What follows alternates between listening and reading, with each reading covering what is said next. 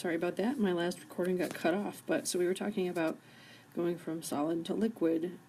For this sample required 39 kilojoules to separate the particles. So here, where the temperature isn't changing, the reason it doesn't change is because the energy you're adding is going to separate the forces rather than into changing temperature. And then again, when we're boiling, to go from liquid to a gas, which is point D to point E, we have to add 264 kilojoules of energy to break up the forces. And now it makes sense that the amount of energy needed to make something boil is higher because you're separating it completely. So we think of gas particles as being utterly separate from each other. They don't interact at all. And if that's true, then you have to take the liquid and basically push apart all of the particles, atoms or molecules, whatever it is, completely. And that's what sort of defines it as a gas, is complete separation. So of course that's going to require more energy to be put in. Again, when we're putting energy in, that means it's an endothermic reaction. So if we're going up this diagram, then that means you're putting energy into it. So each of these phase changes is endothermic. If you're going the other way, say from a gas to a liquid or a liquid to a solid, then we call that exothermic.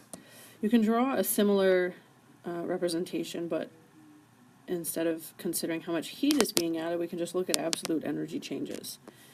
So for example, if we started in the liquid phase and we heat it up, so we're adding energy, that means it's a red arrow, then what's going to happen is you're going to eventually end up with completely liquid materials, and so that's the gas phase. So that process is called vaporization, which is what you're doing when you boil things.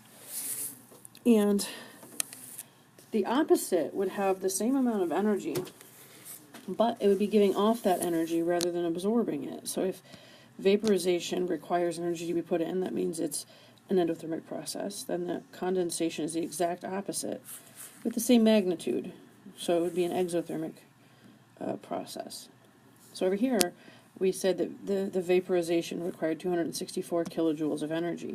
So we would be adding in 264 kilojoules of energy. So that makes it positive. On the other hand, here, if we were condensing it from the gas to the liquid, it would be a negative 264 kilojoules. Okay, and this relationship is always true. In addition, this diagram shows us that you can go from a solid to a liquid. We call that melting or fusion. So that heat of fusion that we were looking at earlier is how much energy does this require, and that is almost always less than the amount of energy required to vaporize something. The freezing is exactly the opposite. We're going the other way. So exothermic process, meaning negative enthalpy of reaction, and meaning that heat is produced. All right, and you can also go from solid to gas. You sort of have the same amount of energy involved in doing that you would if you took the amount of the heat of fusion and the heat of vaporization and add them together. So substances capable of sublimating have the same amount of energy in this process. It's also still endothermic. Likewise, you could do something called deposition, which is a gas becoming a solid. So this diagram is nice because it shows us all of the kind of possible relationships among these different phase changes. All right. Now, when we're talking about these plateaus here, like for freezing and for boiling, when we're talking about these things, we said that the reason it requires energy to undergo a phase change is because we have to break up attractive forces between the particles. So these attractive forces are called intermolecular forces, or what we've been referring to as IMF. Intermolecular forces are the reason something is a solid or a liquid or a gas. If something has strong IMF, so we can make a little chart down here. If something has strong IMF, it would most likely be a solid, right? You can think of that as strong attraction means that they want to stay as close, the particles want to stay as close together as possible. On the other side of this spectrum, if we have weak IMF, that means they have no attraction for each other at all. Okay, and so in the middle you can imagine liquids exist along this continuum. So essentially intermolecular forces are the attractive forces that hold molecules and atoms close to each other. Or if they're weak, they don't hold each other close, so that means they are likely to be a gas.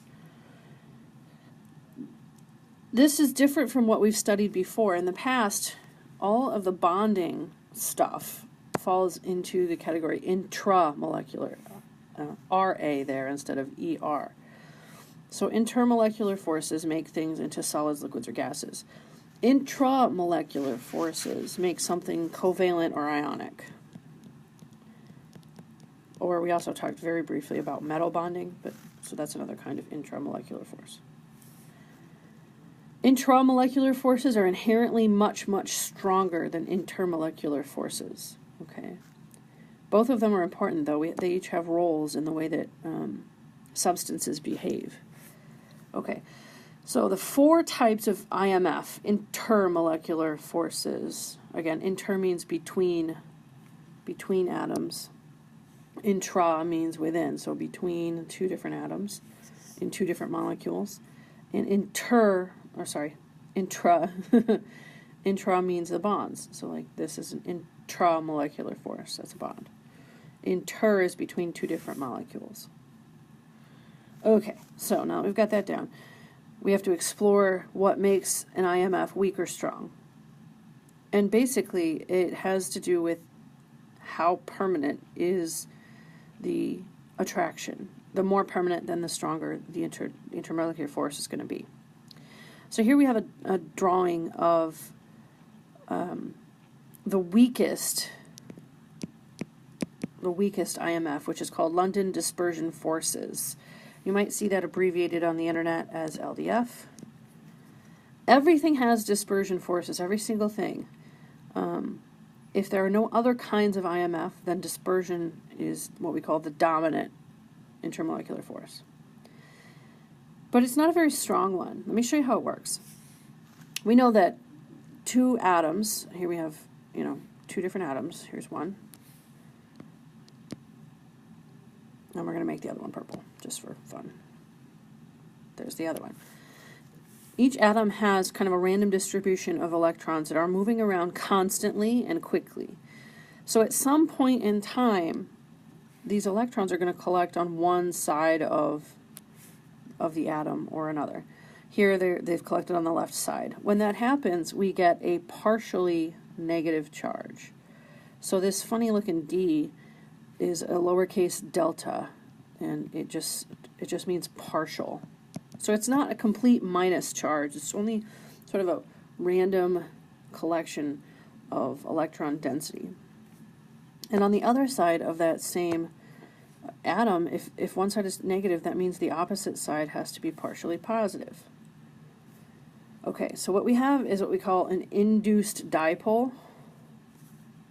Okay, so that means that the adjacent atom over here, our purple one, has to respond to this change in its neighbor. So if you have a partially positive charge in the neighbor, then all of these negative electrons are going to go kind of cluster onto the side close to the partial positive charge. That's because fundamentally, well, one of the fundamental forces of nature is the electrostatic force, the electromotive force even. So basically that says that positive charges and negative charges are attracted to each other. So if we have a positive charge in our red atom, it's going to attract a bunch of electrons from its neighbor. And that's how you get the partially negative charge on the left of this particle, and also the partially positive on the right. This is very temporary in London dispersion forces. It does not last very long because, again, those electrons are moving randomly and constantly. So after a few microseconds, almost immeasurably quickly, this induced dipole goes away and we get back to sort of our original random arrangement. However, because this induced dipole does occur, that means that these two particles, for at least a moment, are attracted to each other. So they have a tendency to be closer together during that period. The next highest intermolecular force is, in terms of strength, is called dipole-dipole interaction. Now this is a permanent dipole. So when you have a molecule that is polar, that is when you're going to get this kind of attraction. So polar molecules do this. For London dispersion forces, pretty much only nonpolar molecules have LDF as their primary intermolecular force. So first off, we have to sort of be able to identify whether something is polar or not. And we're thinking about the molecular polarity here, not just the bond polarity. So you're thinking about the whole molecule shape and whether it's symmetric and all of that stuff. Once you've identified whether the molecule is polar or nonpolar, then you can assign IMF.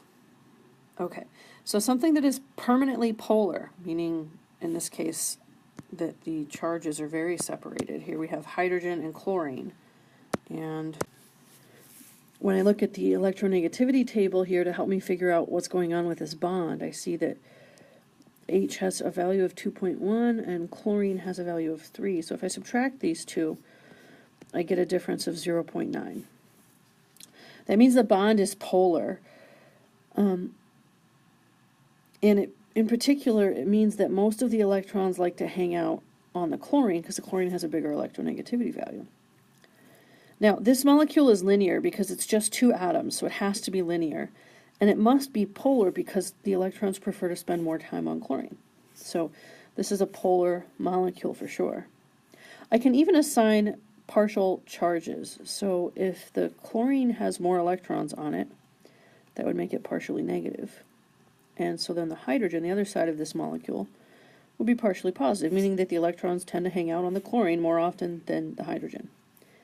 Over here you get the same relationship, so chlorine and hydrogen.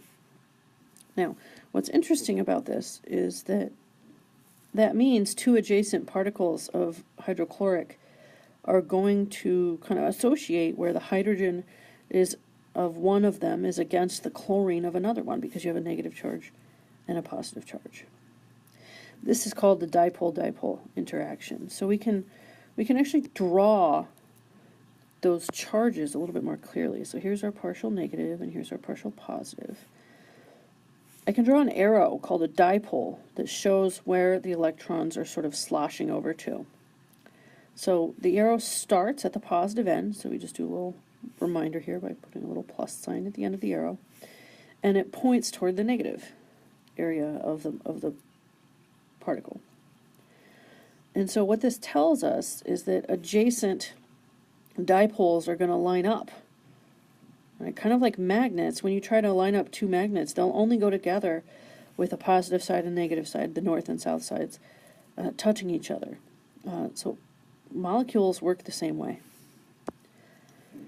Our next strongest intermolecular force is actually a type of dipole-dipole interaction, but it's such an important one that we actually want to show it as a separate category.